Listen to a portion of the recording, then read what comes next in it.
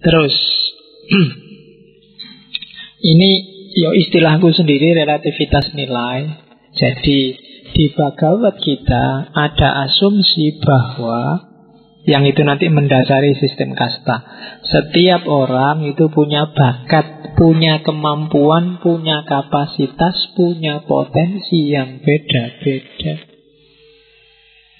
Apapun itu. Dunia akalmu aja kan ada IQ yang setiap orang beda-beda. Dunia emosimu bahkan ada EQ, emotional quotient. Mentalmu ternyata juga levelnya beda-beda. Bahkan sekarang SQ, spiritual quotient. Kemarin ada yang SQ itu bukan spiritual Pak, tapi sexual quotient. Jadi cerdas sekali kalau urusan itu. Langsung nyambung. SQ-mu tinggi berarti. Ada orang ngomong apa, dia bayangannya mesti ke situ. Nah itu berarti SQ-mu tinggi. Itu kan level, setiap orang makomnya beda-beda. Kamu ngaji kayak gini aja kan cara nangkepnya beda-beda. Itu sesuai kapasitasnya masing-masing. Dan gak usah diingkari. Hari ini kan banyak orang yang mencoba untuk egaliter, dianggapnya semua orang sama. Ya bagus sih memang egaliter. Cuma maksudnya sadarilah juga bahwa orang itu makomnya beda-beda. Sama aja Pak levelnya. Semua berhak belajar filsafat, ayo belajar semua. Nanti kamu pulang, bapakmu, pakdimu ajari filsafat juga. Misalnya kan gak bisa. Mereka belum nyampe. Kapasitasnya belum bisa dia menerima filsafat. Kalau bapakmu mau ajak, Pak tak kasih tahu ya Pak, menurut Aristoteles itu tidak nyambung. Paling bapakmu apa Aristoteles itu? Sokrates itu siapa? Nggak ngerti, bukan levelnya, bukan makomnya. Dia punya kapasitas sendiri.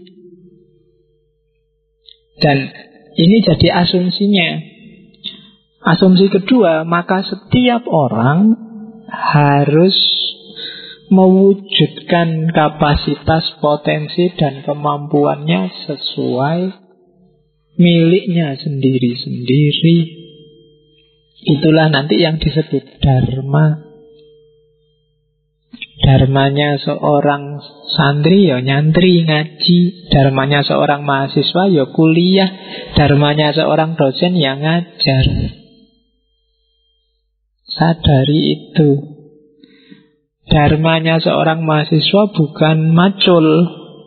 Maka kalau kamu macul itu bagus, tapi bukan dharmamu. Karena kamu mahasiswa, dharmamu adalah belajar, kuliah. Kuliah utama, jangan kebalik. Kebanyakan maculnya kuliahnya lupa. Dharmanya mahasiswa itu kuliah, bukan pacaran. Maka pacaran gak boleh mengalahkan kuliah kalau labelmu adalah mahasiswa. Kecuali kamu ganti label. Ya boleh labelnya apa yang dharmanya pacaran. Jadi ya saya nggak tahu apa adanya. Kalau labelnya ABG misalnya, dharmanya ABG adalah pacaran, cabe-cabean misalnya. Oke. Ya kamu rumuskan sendiri. Jadi itu dharma. Dan dalam urusan dharma ini kadang-kadang baik bagi seseorang, tapi bagi orang lain kebalikannya, dia jelek. Tentara misalnya, tentara itu dharmanya waktu perang dia harus bunuh orang. Tapi bagi kamu yang bukan tentara, bunuh orang itu jelek. Jadi bunuh orang, yang satu adalah kemuliaan, yang satu justru kejahatan, kriminalitas. Itu dharma. Oke, jadi menolong itu bagus. Tapi kadang menolong itu bisa jelek kalau yang kamu tolong tidak tepat ruang dan waktu dan kapasitasnya. Misalnya kamu nolong orang gak punya uang dengan cara semua uangnya kamu kasih. Itu kan gak sesuai kapasitas. Koruptor kamu sembunyikan, itu juga nolong yang jelek. Jadi pahami seperti apa kapasitasmu, kemudian kenali dharmamu apa dan jalankan itu. Itu aja sebenarnya tugasnya manusia. Tidak banyak-banyak. Ya meskipun rinciannya nanti banyak, tapi intinya cuma itu. Makanya nilai itu sebenarnya relatif. Dari situlah nanti secara sosial di India muncul sistem kasta. Ada yang ksatria, ada yang brahmana, ada yang sudra.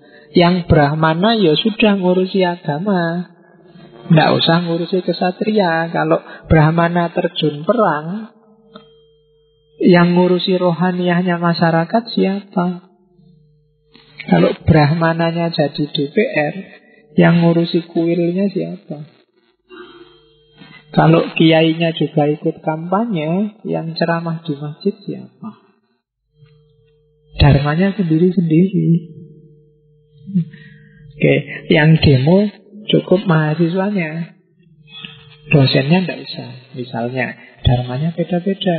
Kalau dosennya juga ikut turun ke jalan, nah yang di kampus siapa terusan?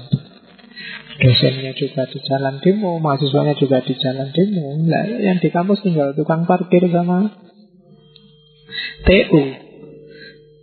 Jadi kenali dharmamu masing-masing. Posisimu di mana, yang harus kamu lakukan apa. Terus kita lihat sekarang kalimat-kalimatnya, teori-teori khusus yang tak comoti satu-satu, sekiranya menurut saya penting.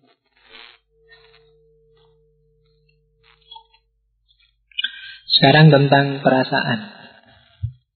Katanya Krishna, jadi ini dialog panjang sebelum perang.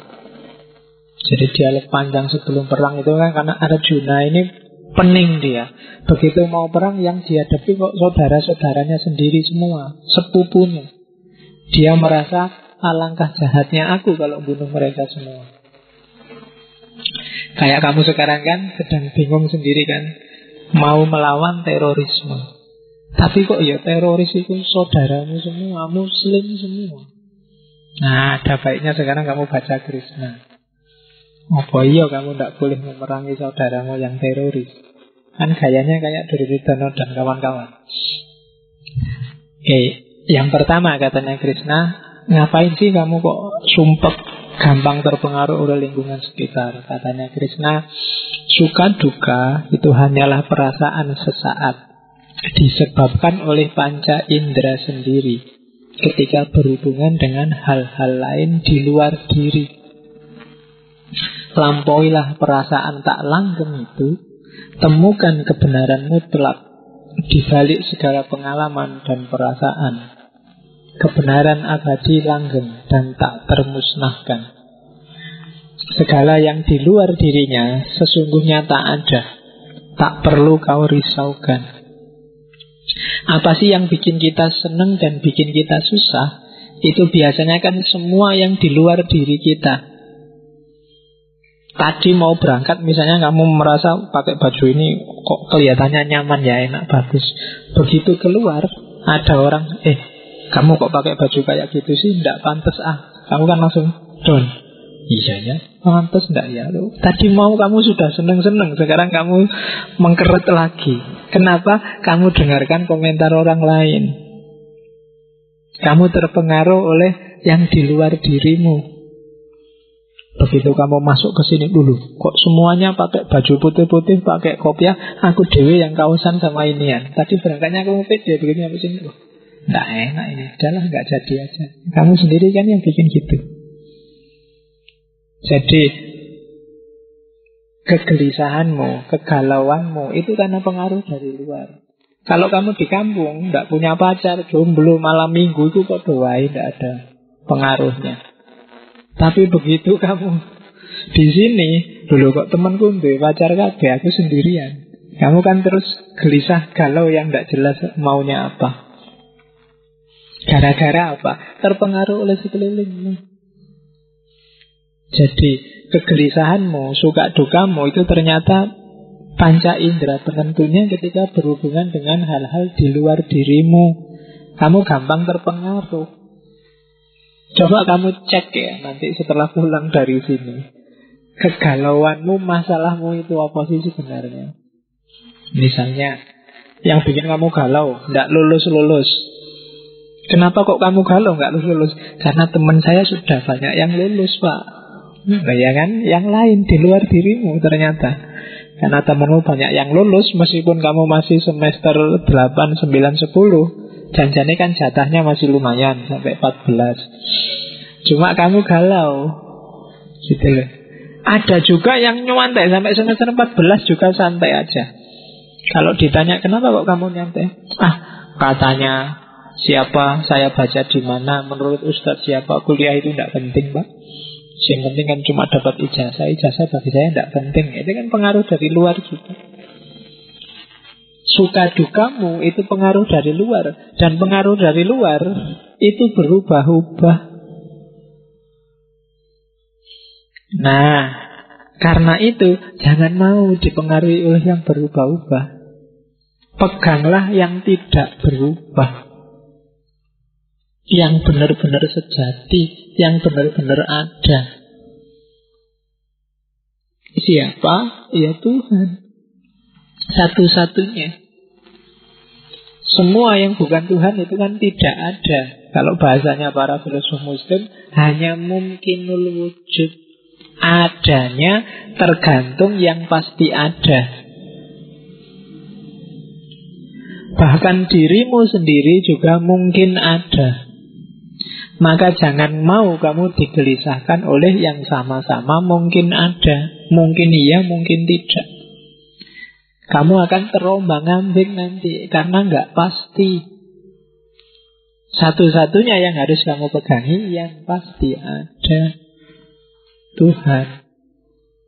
Makanya segala yang di luar dirinya sesungguhnya tidak ada. Kemarin ada, kemarin tidak ada, sekarang ada, besok nggak ada. Hakikatnya memang dia tidak ada. Karena itu nggak perlu kau risaukan.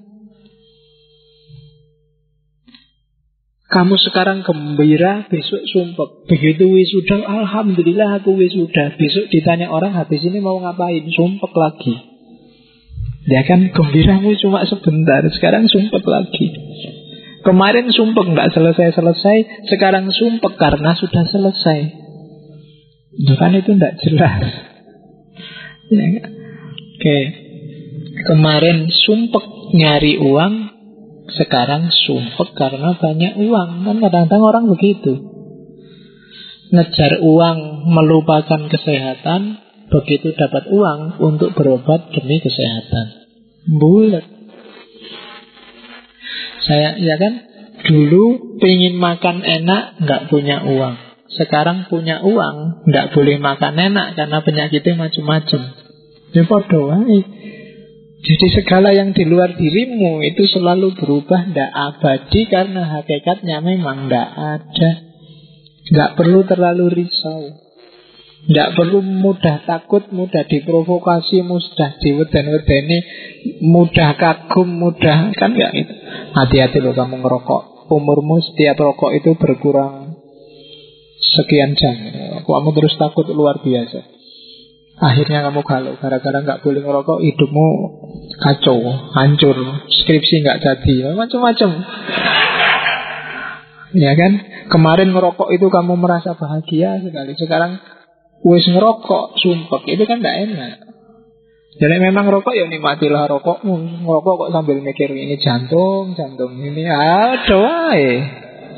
Wis nek memang kecuali kamu nggak ngerokok, ya menurutmu wis tetep ngerokok kok dadak sumpek, ya dinikmati aja. Siapa ngerti umurnya pendek beneran. Dinikmati hidupmu, hidup sekali kok sumpek. Jadi nggak perlu kau risaukan. Semua yang di luar dirimu itu ndak ada yang abadi. Jangan gampang terpengaruh oleh suka dan duka, pengaruh dari luar. Makanya di banyak motivator kan kamu disuruh positive thinking, mikirnya yang positif-positif aja lah. Kalau kamu naik motor di belakang dibeli tin-tin itu ya, dianggap aja, ini sayang padaku, mau-maunya nyopo aku, jangan-jangan enggak apa-apa tuh, daripada mau nyelip-nyelip kan gitu. Kamu lagi lampu merah, terus di belakangmu ngebel begitu hijau tit, kamu biasanya kan ngebel itu belakang tin ini. Biasanya kamu nesu tuh, kurang ajar, baru hijau aja sudah ngebel. Karena kamu membacanya, dia nyusu-nyusu kamu. Coba membacanya diganti. Begitu bel tintin, oh alhamdulillah diingetin, iya sudah hijau, terima kasih. Terus jalan. Tidak jadi marah kan. Tapi karena kamu membacanya beda, ya akhirnya caramu menyikapinya juga beda. Jadi tidak usah gampang terpengaruh. Apalagi hari ini kan, tiap hari kamu WA, Facebook, berita itu kan tidak pernah berhenti, macam-macam. Teroris itu kemarin kamu kaget, terus maki-maki teroris. Sekarang ada berita-berita, banyak hal mencurigakan, jangan-jangan settingan. Tapi pikiranmu diombang-ambing terus, ke utara, ke selatan. Emangnya ngapain kamu tidak ikut mikir itu segala? Dinikmati saja. Segala yang di luar Tuhan, tidak ada yang pasti memang. Dan kamu nggak perlu galau, nggak perlu risau. Itu suka dan duka. Terus apa yang harus dilakukan? Berkaryalah demi tugas dan kewajiban, bukan surga, apalagi kenikmatan dunia, katanya Krishna. Janganlah kau merisaukan hasil akhir. Tak perlu memikirkan kemenangan maupun kegagalan. Dengan jiwa seimbang dan tak terikat pada pengalaman suka maupun duka. Berkaryalah, penuh semangat. Berkarya saja. Lakukan tugasmu. Lakukan yang memang harus kamu lakukan. Tidak usah ngerancang-ngerancang besok hasilnya apa, pahalanya berapa, akhirnya dapat reward apa. Kalau yang kamu pikir itu, biasanya hasilnya tidak maksimal. Nggak usah mengharap-harap surga, nggak usah mengharap-harap kenikmatan dunia. Kalau memang harus kamu lakukan, ya lakukan saja. Nggak usah terlalu banyak target. Saya Pak, targetnya kawin umur 27, nggak usah. Pokoknya saya besok ingin kawin Pak, ya makanya saya sekarang pacaran. Targetnya nggak tahu lah, pokoknya pacaran aja. Berkarya. Kerjakan skripsimu sebaik mungkin. Nggak usah kamu target. Tak target 1 semester ini Pak, itu biasanya terus kamu kecewa. Ternyata sak semester kurang. Karena kamu fokus pada targetmu. Kerjakan aja sebaik-baiknya segala hal. Oke, lanjutannya, kenapa harus begitu? Karena dengan tanpa kamu menarget macam-macam, kamu akan bebas dari segala macam keinginan dan pengaruh pikiran. Kalau kamu bersih, kamu bebas, kamu akan bisa mendengarkan dengan jelas apa sih sebenarnya suara hatimu. Kalau suara hatimu sudah terdengar jelas, itulah namanya pencerahan.